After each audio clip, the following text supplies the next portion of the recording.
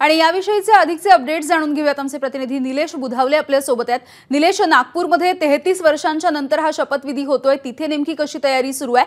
आणि दुसरीकडे केवळ 9 तास शिल्लक आहेत आता या शपथविधीसाठी, मात्र मंत्रीपद नेमकं कुणाला मिळणार आहे या संदर्भातली नावं अजूनही निश्चित झालेली नाही आहेत। यामिनी ज्यांना फोन केलेले ते सर्व जे संभाव्य मंत्री आहेत ते आता नागपूरमध्ये दाखल व्हायला सुरुवात झालेली आहेत। काल रात्री 8:30 वाजल्यापासून फोन जायला सुरुवात झाली आहे। राष्ट्रवादी काँग्रेस पक्षातून नरहरी झिरवाळ यांना फोन केलाय।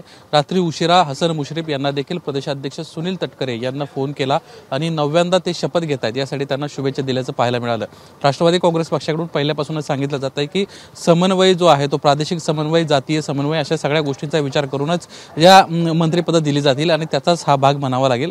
मुश्रीफ हे अल्पसंख्याक समुदायातून येतात आणि कोल्हापुरात राष्ट्रवादीची ताकद कायम आहे, त्यामुळे तिकडे मंत्रिपद दिल्याचं पाहायला मिळतंय। दुसरीकडे नरहरी झिरवाळ जे नाशिक जिल्ह्यातून येतात त्यांना देखील ही संधी देण्यात आलेली आहे। खरं तर आत्राम आणि नरहरी झिरवाळ यांच्यामध्येच कुठेतरी स्पर्धा होती, त्याच्यामध्ये आता नरहरी झिरवाळ यांना संधी मिळाली आहे। अशा पद्धतीचं सध्या चित्र पाहायला मिळतंय।